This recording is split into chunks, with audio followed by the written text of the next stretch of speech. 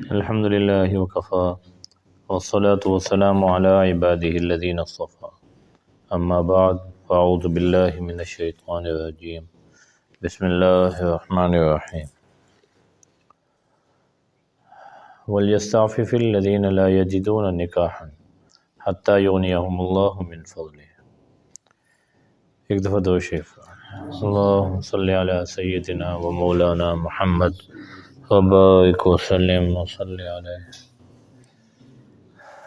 کل ہم نے آیت پڑھی جس میں اللہ تبارک و تعالیٰ نے یہ حکم دیا کہ بغیر نکاح کے جو مرد اور خواتین ہیں ان کا تم نکاح کروا دو، اور اسی طرح تمہارے غلام اور باندیاں جو ان میں نکاح کی صلاحیت رکھتی ہیں ان کا بھی نکاح کرا دو۔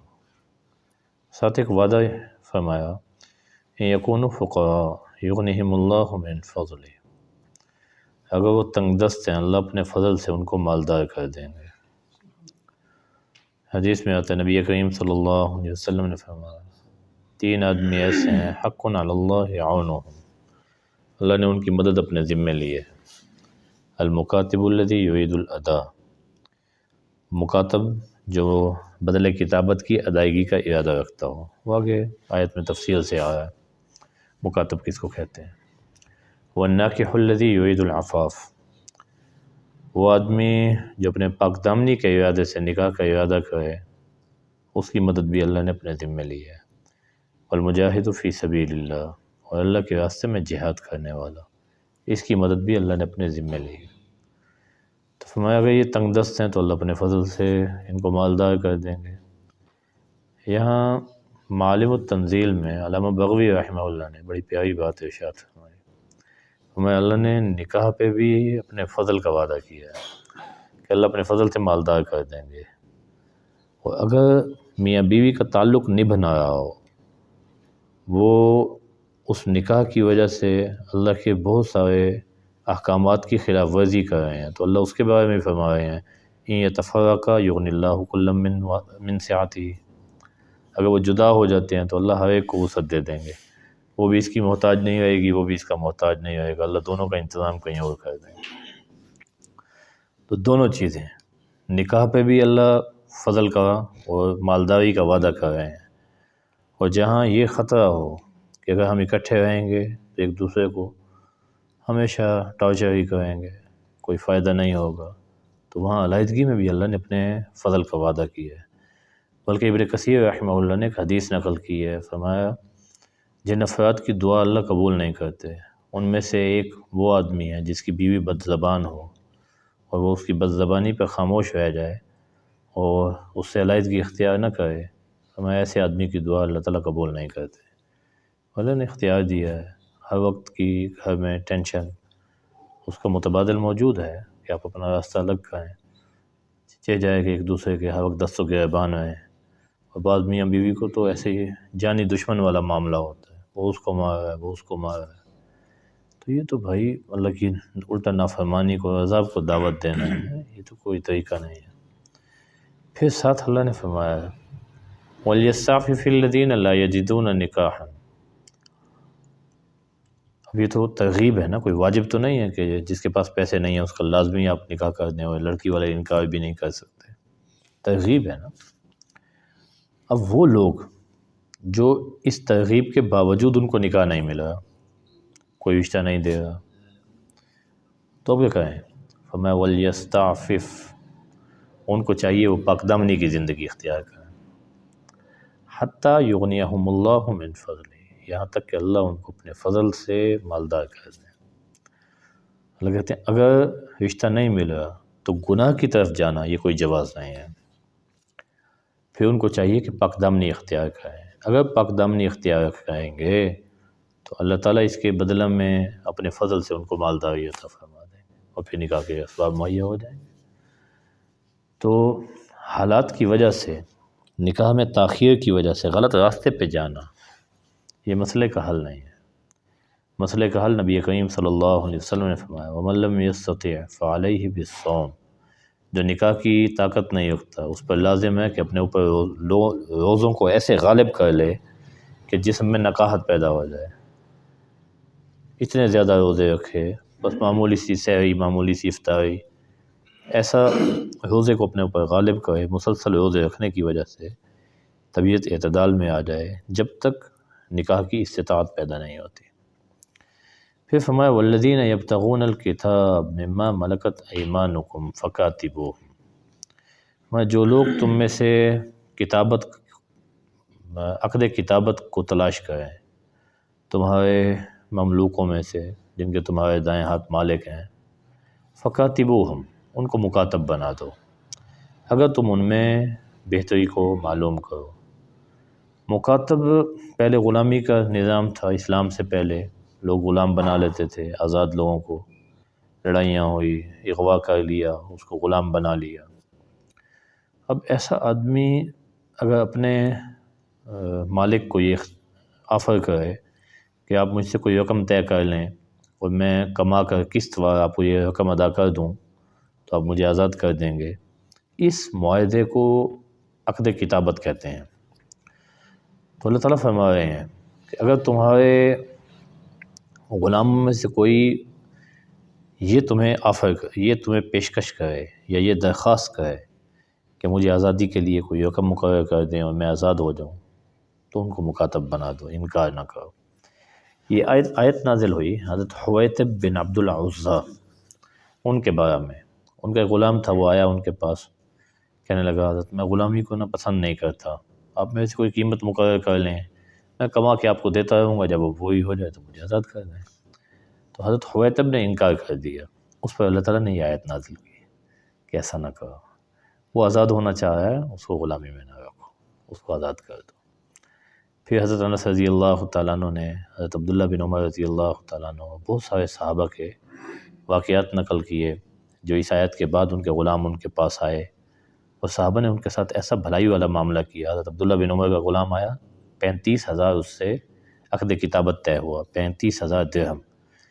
پھر جب وہ دینے لگا تو دیتے دیتے آخری 5,000 حضرت عبداللہ بن عمر نے معاف کر دیے۔ اور حضرت عبداللہ بن عمر کا معمول نقل کیا ہے، جب غلام ابتدا میں بدلے کتابت دینا شروع کرتا تھا اس کو واپس نہیں کرتے تھے، کہتے تھے یہ تو میرا صدقہ مجھے ہی واپس آ جائے گا نا، میں اس کو دوں گا، یہ اگلی قسط پھر مجھے دے دے گا، تو میں اپنا صدقہ واپس میرے پاس آ جائے۔ پھر آخری جو قسطیں ہیں وہ اس کو واپس کر دیتے، کہتے یہ نہیں آپ آزاد ہیں، یہ لیں اپنے استعمال میں لے جائیں، تاکہ دوہرا ثواب حاصل ہو جائے۔ تو یہ صحابہ کرام رضوان اللہ علیہم اجمعین نے اس آیت پہ عمل کیا۔ فرمایا پھر ساتھ یہ نہیں کرو، ان علمتم فیہم خیرا، اگر ان کے بارے میں کوئی بھلائی معلوم کرو۔ بھلائی دو طرح کی ہے، ایک تو خود اس میں اتنی استطاعت اور اتنی استعداد اور صلاحیت ہے کہ وہ اکیلا سٹرگل کر کے وہ اپنے پاؤں پہ کھڑا ہو سکے گا، تو پھر ان کو مکاتب بنا دو، آہستہ آہستہ آزاد ہو جائیں گے۔ اور دوسرا یہ ہے کہ مسلمانوں کے حق میں بھی بہتری ہو۔ کئی دفعہ غلام کافر ہوتا ہے، اب کافر کو تم نے آزاد کر دیا، ابھی تو وہ کسی کی نگرانی میں ہے، جب آزاد ہوگا تو کسی کی نگرانی میں نہیں ہے، ہو سکتا ہے مسلمانوں کے خلاف کسی خفیہ سازش کا حصہ بن جائے، الٹا مسلمانوں کے لیے آپ نے تو نیکی کی، مسلمانوں کے لیے وبال بن جائے۔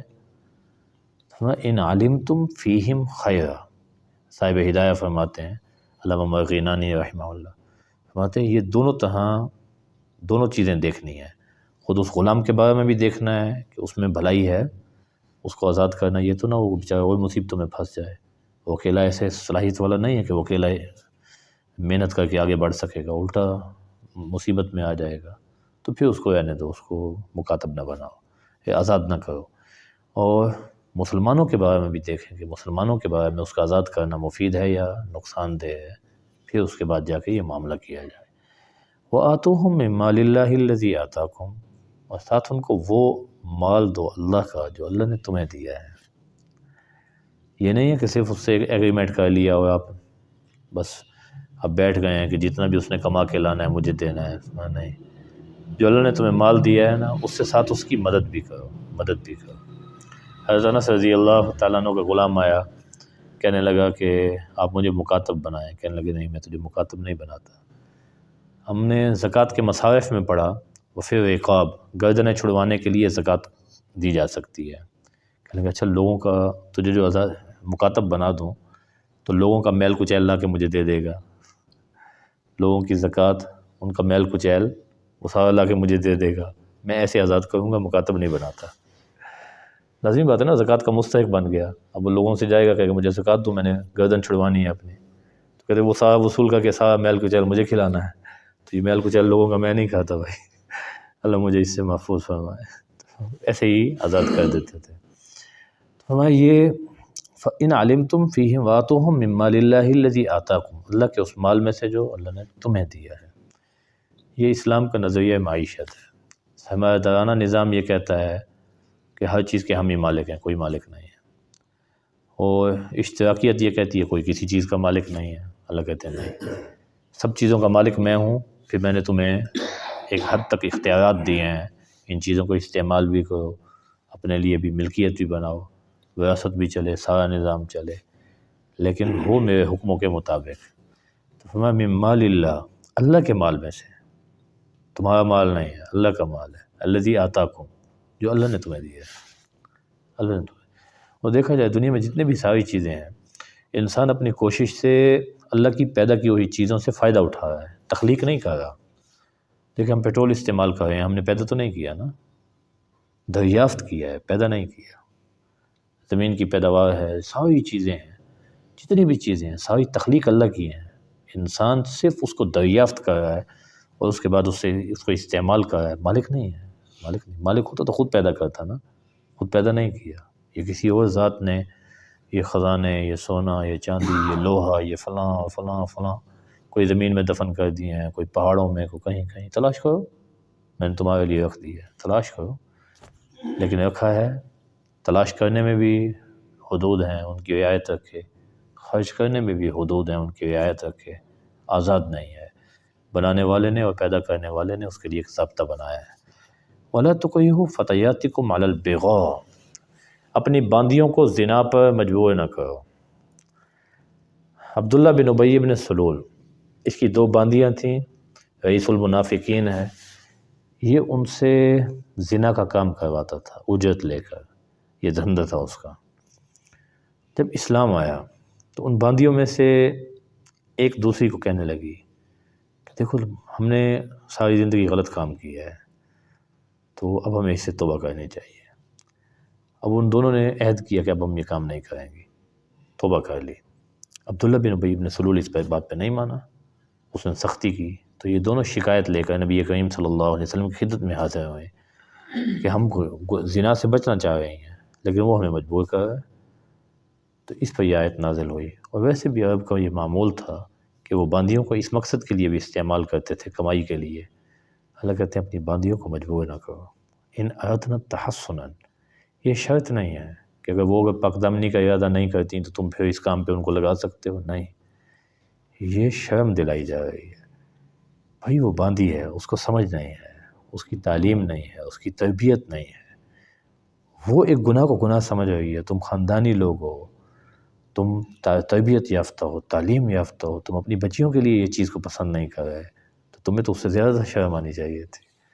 تو ان اردنا تحسنا، اگر وہ پاک دامنی کا ارادہ کرتی ہیں پھر بھی تم اس کام پہ مجبور کر رہے ہو، یہ بہت بڑی زیادتی ہے۔ لِتَبْتَغُوا عَرَضَ الْحَيَاةِ الدُّنْيَا، تاکہ تم دنیا کا تھوڑا سا سامان حاصل کرو۔ پھر ساتھ ہم جو بچیاں ان کاموں میں مبتلا ہیں اور مجبوراً ہیں، ان کے لیے اللہ نے فرما دیا وَمَن يُكْرِهْهُنَّ فَإِنَّ اللَّهَ مِن بَعْدِ إِكْرَاهِهِنَّ غَفُورٌ رَحِيمٌ، جو ان سے زبردستی یہ کام کروائے گا، آج پورے گینگ پھر رہے ہیں، بچیوں کو اغوا کر رہے ہیں، بچوں کو اغوا کر رہے ہیں، اللہ ہم سب کے بچوں کی حفاظت فرمائے۔ میں جو ان سے زبردستی یہ کام کروائے گا، اس زبردستی کے بعد اللہ بخشنے والے، رحم کرنے والے ہیں۔ گناہ اس کام میں استعمال کرنے والے کو ہوگا، وہ جو مجبور ہیں، وہ بیچاری ماتحت ہیں، ان کو یہ گناہ نہیں ہوگا، اس لیے کہ وہ بیچاری اور کیا کرے، اس کے پاس اور کوئی راستہ نہیں ہے۔ تو اسی لیے فرمایا کہ یہ تم لوگوں کو اس پر وہ کرنا چاہیے کہ جب وہ بیچاریاں اس گناہ سے کو گناہ سمجھ رہی ہیں تو تمہیں تو زیادہ سمجھنا چاہیے۔ اللہ تعالیٰ ان باتوں کی سمجھ عطا فرمائے اور قرآن مجید کو صحیح معنی میں سمجھ کے عمل کرنے کی توفیق عطا فرمائے۔